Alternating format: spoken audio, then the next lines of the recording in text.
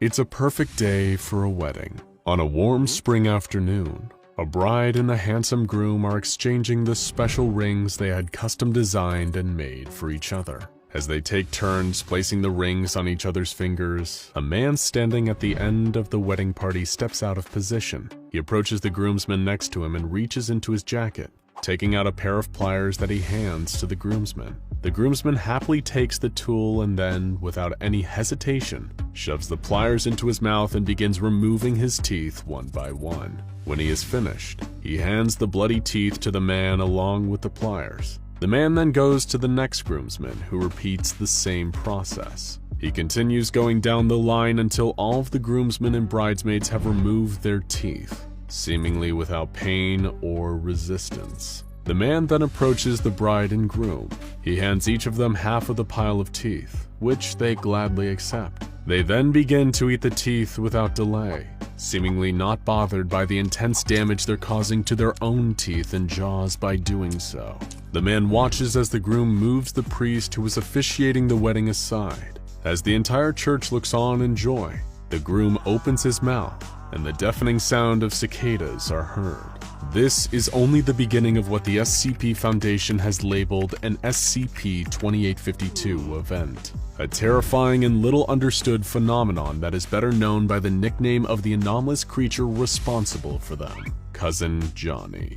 The Foundation had been trying to contain Cousin Johnny for decades, not that it ever done them any good. Johnny is a Keter Class anomaly that's thus far proven impossible to contain. This is an entity so dangerous and volatile that 3 different mobile task forces are devoted to detecting and disrupting its activities. MTF Upsilon 36, aka the Party Crashers, MTF Upsilon 52, aka Cater Duty, and MTF Upsilon 99, aka the Altar Boys. But so far, all the Foundation has been able to really do is swoop in afterwards and do their best to pick up the pieces of people's shattered lives. Cousin Johnny has so far been observed to only operate in the North American subcontinent, and only seems to appear at Anglican or Catholic baptisms, weddings, and funerals. However, Foundation operatives charged with keeping a lid on Cousin Johnny harbor the hidden fear that he may one day expand his hunting grounds and wreak terror worldwide.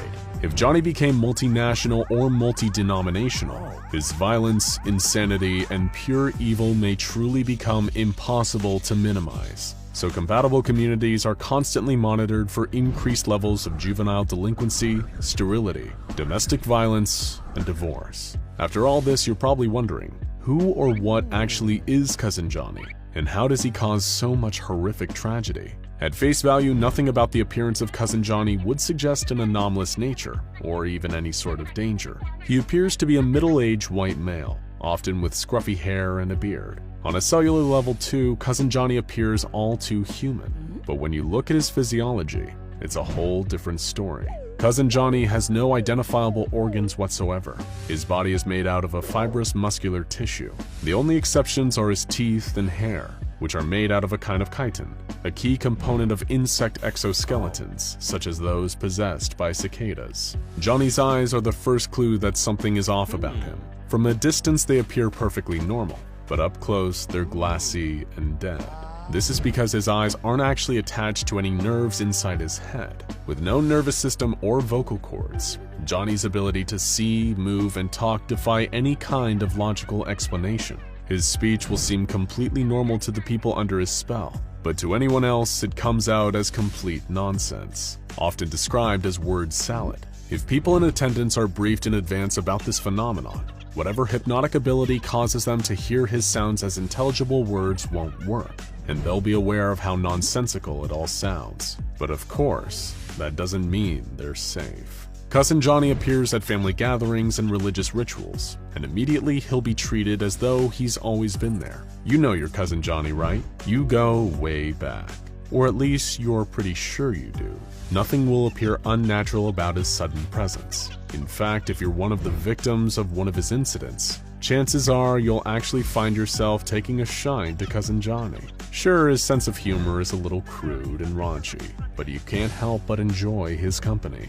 He's a fun guy to be around. and after all, he's family. As previously mentioned, he'll only appear at 3 different kinds of events: baptisms, weddings, and funerals, and only those that are affiliated with either the Catholic or Anglican religions. The SCP Foundation has classified baptisms that Cousin Johnny attends as blue-level events, weddings are known as white-level events, and funerals are black-level events, with each one escalating in severity, violence, and horror.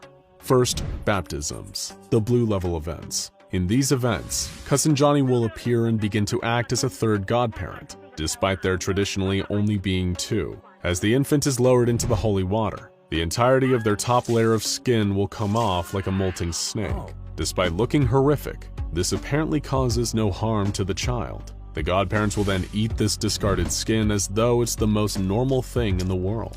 After this, the family will leave the church together, and Cousin Johnny will leave with them.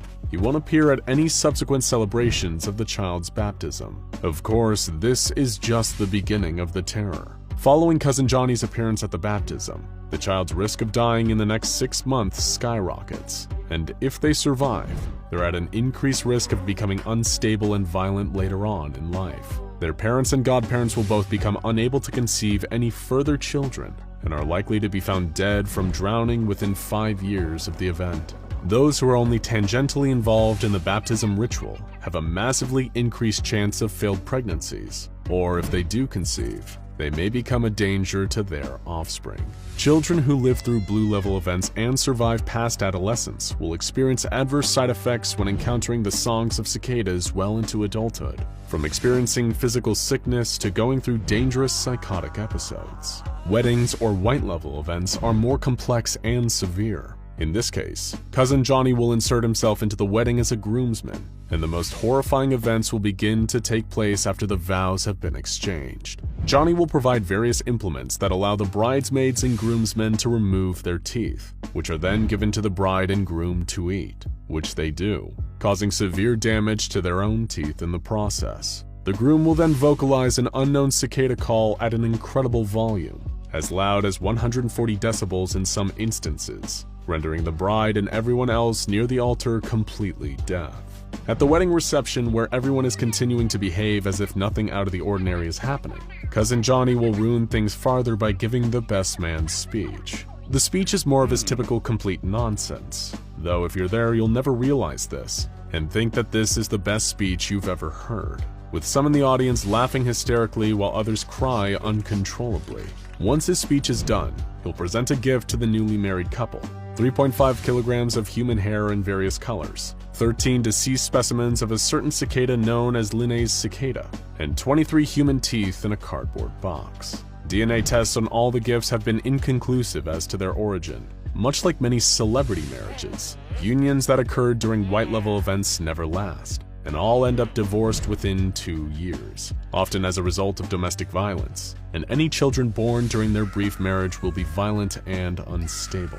But it's not just the wedding party that gets to experience the fun of a visit from Cousin Johnny. All married individuals who attended the wedding will find that they are unable to conceive children, despite no biological indicators of infertility. Any children present at the white-level event will show no interest in romance throughout their life, and often die tragically before reaching the age of 18. Finally, and most horrifying of all, are funerals, or black-level events. While blue and white-level events can potentially be disrupted before they are completed, lessening or preventing the horrific results, there is as yet no way to stop or prevent a black-level event at any stage. Any attempts to prevent Cousin Johnny from entering the church or funeral home will lead him to simply manifesting inside. Once in the room where the funeral is taking place, Cousin Johnny will first take up the role of eulogizer and begin speaking his standard nonsense to the attendants. The person who was emotionally closest to the departed will then open the casket, if this was not already an open casket funeral,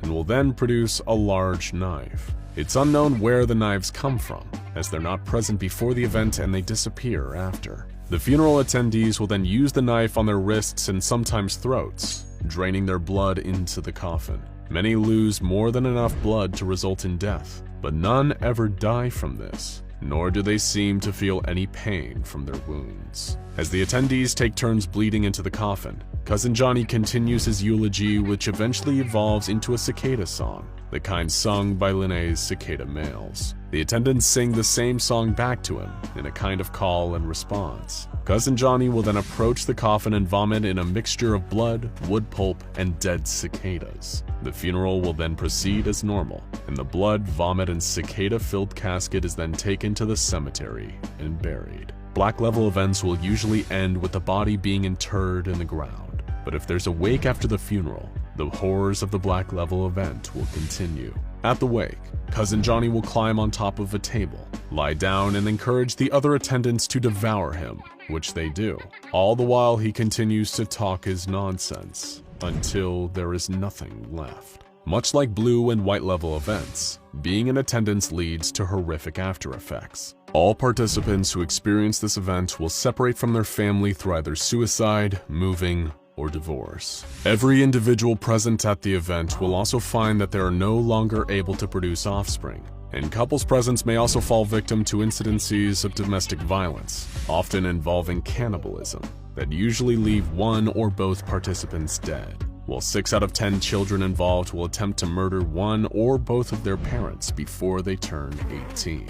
These black level events are so horrible for all involved that any members of the specialized Cousin Johnny mobile task forces that happen to witness such an event are treated with Class A amnestics before they are transferred to another task force or retire, to ensure that they don't have to live with the memories of what they saw. Prior to that, they are closely monitored for any strange or antisocial behavior to make sure they weren't affected by the event. And they aren't the only SCP Foundation staff at risk of having been impacted by Cousin Johnny. It is theorized that as many as a third of Catholic and Anglican D-Class personnel were involved in the Black Level event at some point, and were driven to madness and violence by their fateful brushes with the strange relative that no one knows. So next time you're at a baptism, or a wedding, or a funeral, stay vigilant. Keep an eye on the other guests, and always ask yourself, do you really have a Cousin Johnny?